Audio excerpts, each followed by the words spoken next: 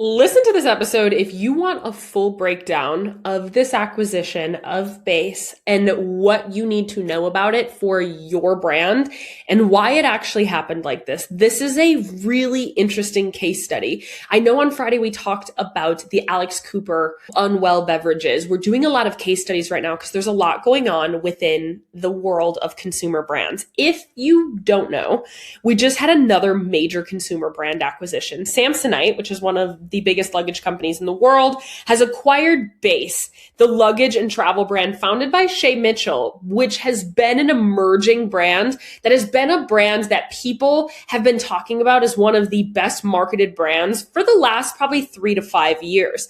In a deal, basically, it was reported that the company was valued around $210 million. And when I saw this, the thing I immediately wanted to talk about wasn't, oh my gosh, another celebrity just made hundreds of millions of dollars selling her company. It was actually the multiple as to how much she sold her company for. This directly compares to Hailey Bieber's Rhode acquisition that happened last year. And it's a similar timeline of business. They both were around the $250 million a year, but yet Rhode sold for up to $1 billion and Béis only sold for 200 million. And so we're looking at two incredibly culturally relevant brands that were spoken about in the same breath of building a world, having really great marketing to a very similar customer, and really being super solid these last 5 years in the current climate. Two celebrity founders, female customer bases, similar audiences, breakout consumer brands, but the market valued them very differently despite their revenue being very similar in the year prior. Because your revenue is only a part of what determines your actual company's worth. And if you are a business owner or you want to be a business owner or you just love the world of business, I think this is a nerdy fun thing to talk about. We need to talk about these conversations because if you're building a consumer brand, ultimately your goal is probably an acquisition. It might not be your short-term goal, but it's probably your long-term goal eventually. Because how great would it be for you to sell your business for $200 million? But how great would it be for you to sell your business for $1 billion instead for a business that is on paper looks to be the same exact size? We need to discover here why this actually matters. We're going to talk about your category, your margins, your growth trajectory, your customer behavior, your repeat purchases, because you cannot outmarket the fundamental economics of the industry that you're choosing to enter. We want to talk about this, and I'm super excited about it. This is a very nerdy business episode. This is how my brain works. This is what I love to talk to my friends about. So I'm bringing this conversation to you today as well. We talk a lot about acquisitions. I have a lot of clients that are building to be acquired. They might have built their business for the last 10 to 20 years. They know that they want to be acquired in the next 3 to 5, and they want their big payout. Because truly, if you're building a consumer brand, oftentimes you can build wealth while you own the company, but where you really build major wealth is through your acquisition at the end. That's where you get your major payout. So we do have to plan for it eventually. If you're new here, I just want to take 10 quick seconds to introduce myself. My name is Madison Page. I am the strategy brain behind many of your favorite brands out there. If you have a brand that you really love, that has a really rockin' community, odds are at some point we had our little fingers in there. And I love the strategy side of the business. And so we're going to dive into all of the businessy things today. We put out new episodes every Tuesday and Friday. Make sure that you are subscribed and follow along. And we do strategy, case studies, answer your exact questions, and we make sure that you know how to build your category leading product-based business.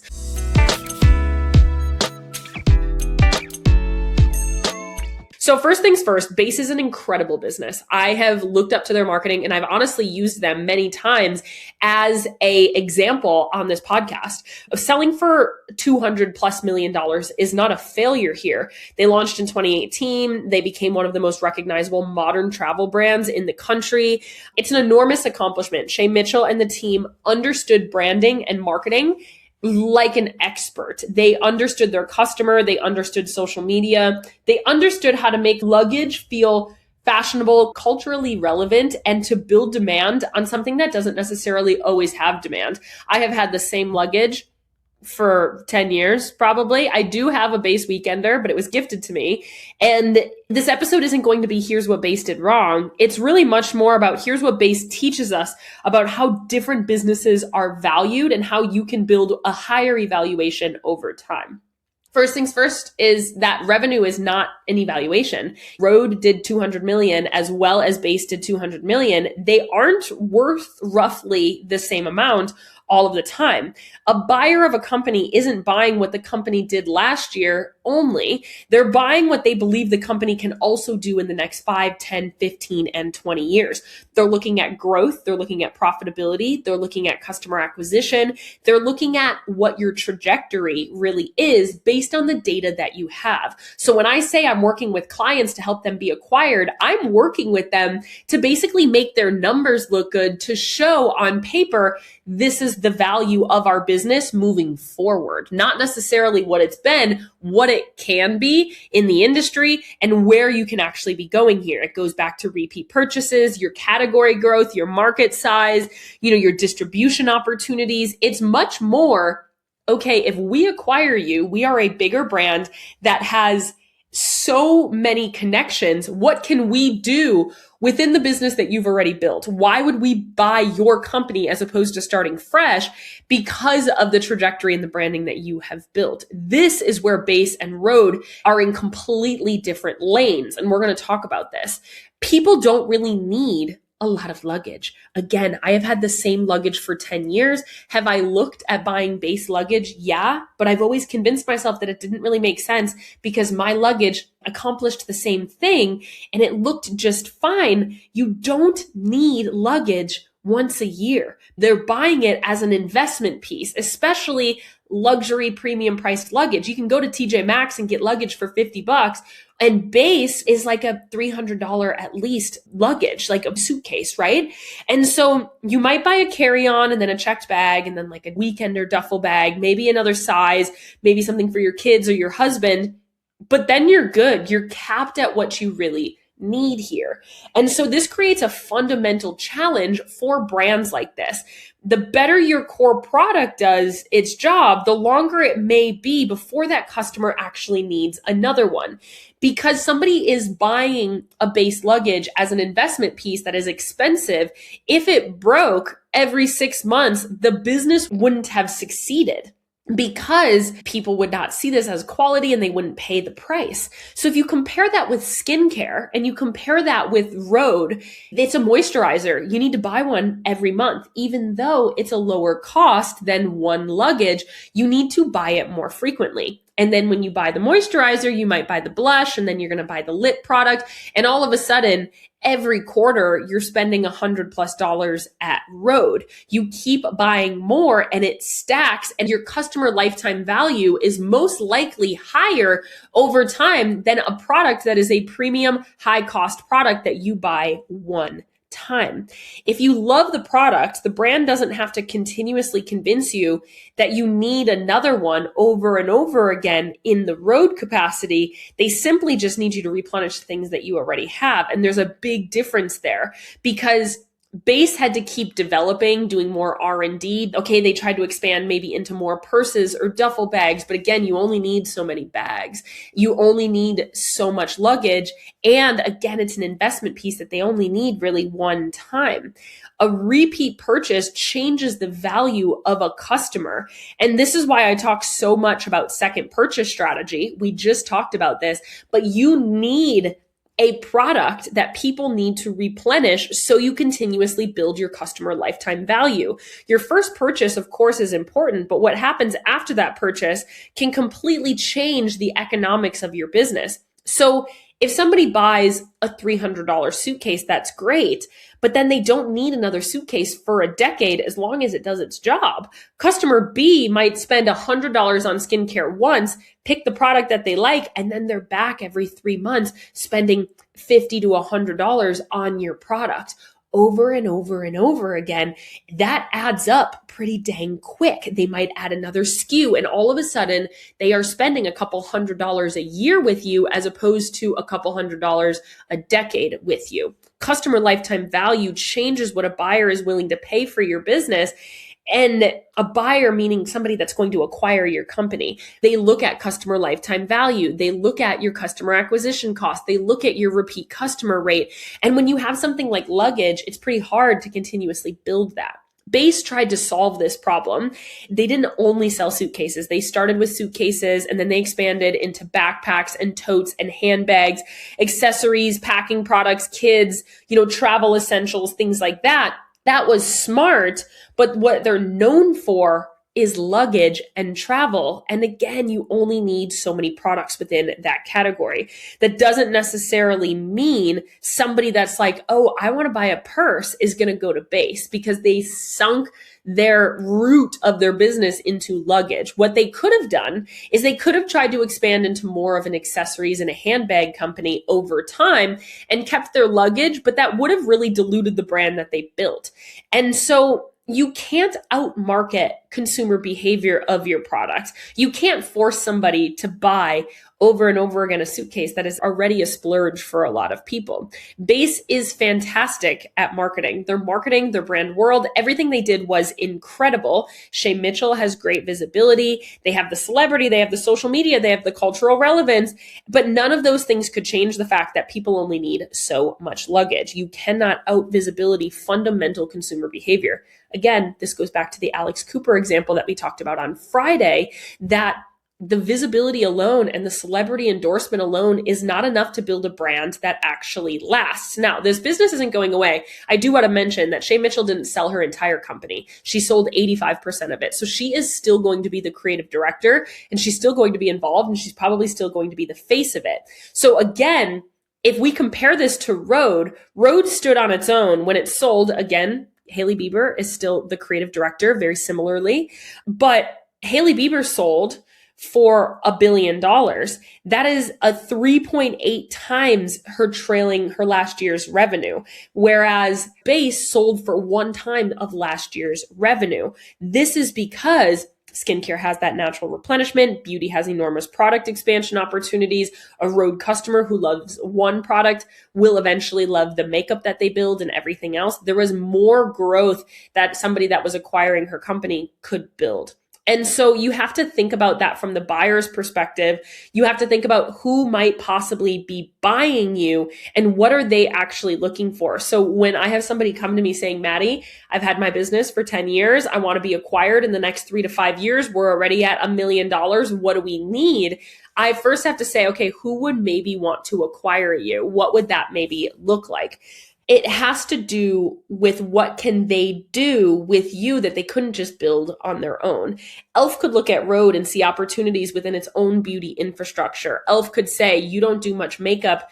Now, how do we expand into more of this makeup category because you already have a rock solid skincare line?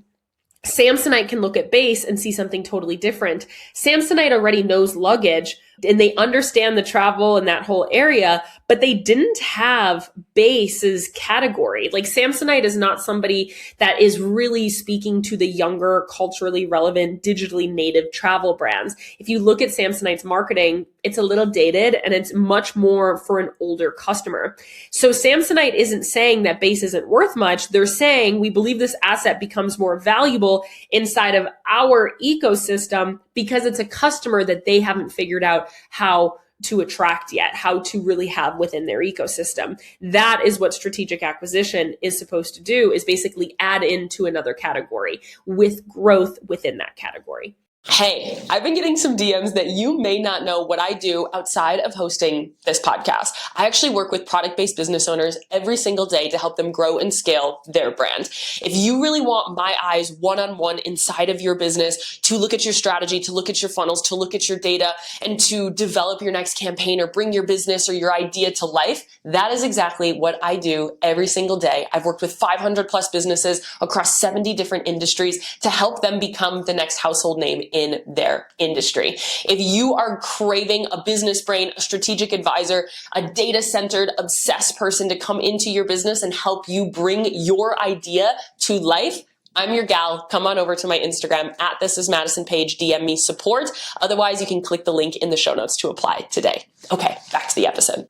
So what this is a major takeaway of is there's a lot here, but the major takeaway is A, if you're entering a brand, we have to be able to know your category, and that can also determine your exit before you even launch. You have to know that selling at the right time is actually a business skill. And you have to know that when someone else can actually take your brand further than you can. There's a lot of emotionality behind selling your company. I have lost a company and I have been around people that have sold their companies. It's our baby, right? There is a lot around losing a company, selling a company, being a business owner and a founder, and then not actually being a part of that business. I've talked to many people around it because if you know my story, my family lost our company and it's very tied to our identity. And so there can be a lot of emotionality around it here. But what I think is really important is that you have to be able to remove that emotionality when you know it's actually the best time to sell your company. What a lot of people did is they grew through COVID when their category blew up during COVID. If we look at wellness, if we look at, a lot of different health and wellness products in general, we looked a lot about the outdoor industry.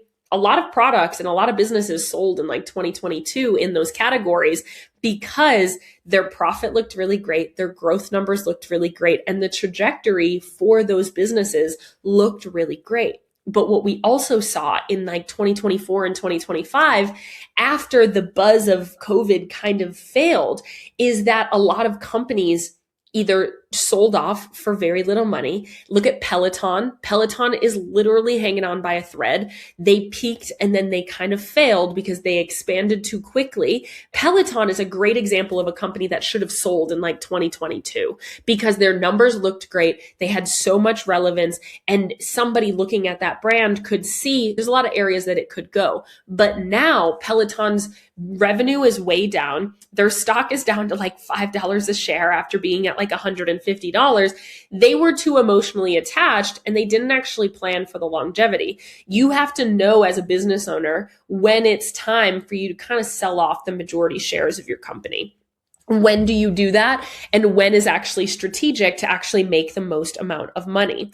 And so you have to know when somebody else has more acquisition here. I bet this was a really hard decision for Shay Mitchell. I bet she is very attached to her business, but she also was looking at it and she felt like what she was able to do and grow was a little capped looking at her dollars for the last few years. She's probably saying we've kind of plateaued in the last year or two, and we don't really see an easy trajectory forward because our category is kind of capped in these different areas. So selling at the right time is a business skill. Okay, let's say you hit 1 million and then you hit 10 million, then you hit 100 million.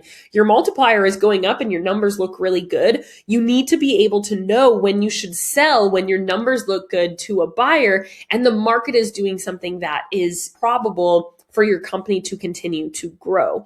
You also have to understand that your category that you choose to grow into and that you have chosen for your brand to be inside of, the positioning that you have, can also determine your exit before you ever even launch. The downside of luggage was already there before Shay Mitchell decided to go in there. It might have been something she thought about. It might have been something she didn't think about, is this understanding that the luggage industry is a little capped as to how much money that you can actually make. So another thing here is that you have to understand the strength that replenishing products can actually build within your ecosystem. What do people need over and over again within your ecosystem?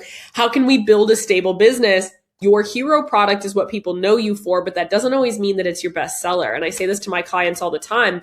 Your hero products and your best sellers might be two different things, because your hero product is what people come to you for. Your best sellers might be what they need to replenish the most often. The ones that you sell the most units of is what people need to replenish the most often. Your hero products get people in, and your best sellers oftentimes keep people coming back. You always have to think about those repeat purchases. How much can we build and how can we figure something out that will build repeat purchases? Your industry might put that ceiling on it, on your multiple as you are growing. So it's just something that you have to think about in the building of your business. How can we build a business that does have this longevity and that does have this higher customer lifetime value than other people around you?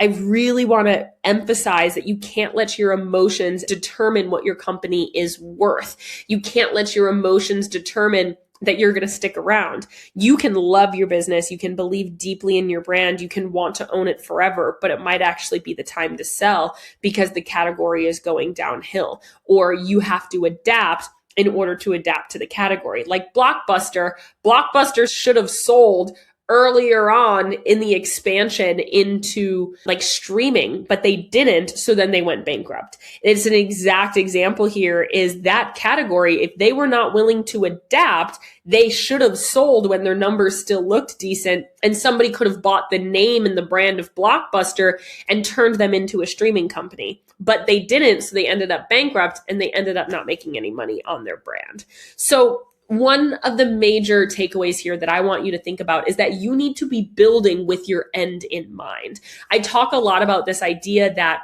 you need to know where your brand is going. You need to have direction. And that doesn't always just mean for the next 3 years, the next 1 year, the next 5 years. Is your ultimate goal to have a really great buyout here? Or is your ultimate goal to pass this down to your kids? You might not know, but you have to think about what the end of your business is going to look like. I have some clients that start a business and they say, you know what? I would love to sell this company for $200 million in 3 years. Okay, great. Let's build for that. How do we build for that? That's going to be very hard. How do we build for that? What does that really look like? You know, some of my clients have been building for 10, 15 years. They have multiple millions of dollars. And then we're building to say, how do we become a little bit more culturally relevant and emerging to build your profit and to basically make your numbers and to make the foundation of your brand something that somebody would want to buy? You have to think about the end when you are starting. You have to think about your category, your customer lifetime value. Is it something that people need a bunch of, a multiple of? Is it something that people could gift very easily to multiple people? That if you acquire one customer, how are we going to acquire another one? Like, this is why boring brands work so often, like sponges, like the Scrub Daddy. You need a new one like every month, right? And so if you love your product, sure, it's still a $5 product, but that $5 product, you buy it over time, you eventually are going to spend more money because it's a staple in your life. And so sometimes we have to think about the end, think about the category, and think about when it actually makes the most sense for you. Very often, people see this peak and they think that they can keep riding it out, but it might actually make more sense for you to sell the company when you have peaked if we look at the projections of your industry. This is just a conversation that is really good to build your entrepreneurial IQ. I am researching these things.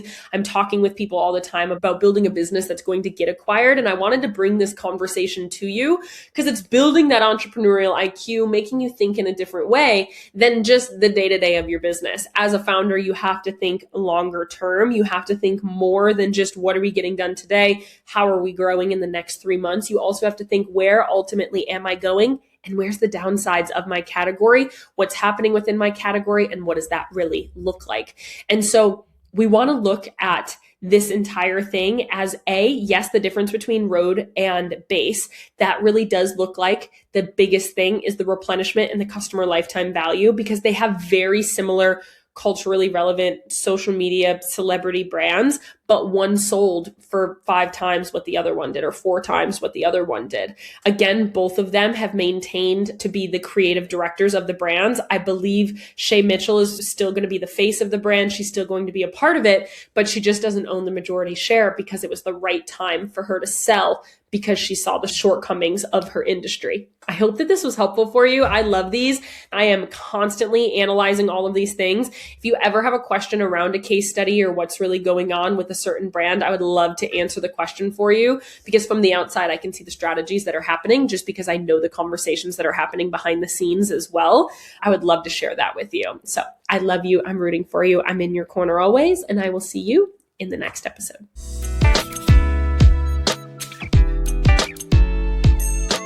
Thank you so much for listening to this episode of the Business Growth Podcast. We put out new episodes every Tuesday and Friday. So if you love this one, make sure that you're subscribed so you never miss a conversation. If you want more conversations with me and other business owners, make sure that you join our completely free podcast community, the Founders Cafe. The link is in the show notes. You can get bonus resources, access to free coaching calls, as well as connect with like-minded business owners like yourself. Make sure that you rate and review the podcast 5 stars, share it with a friend to keep those conversations moving, and come back every Tuesday and Friday. I'll see you there.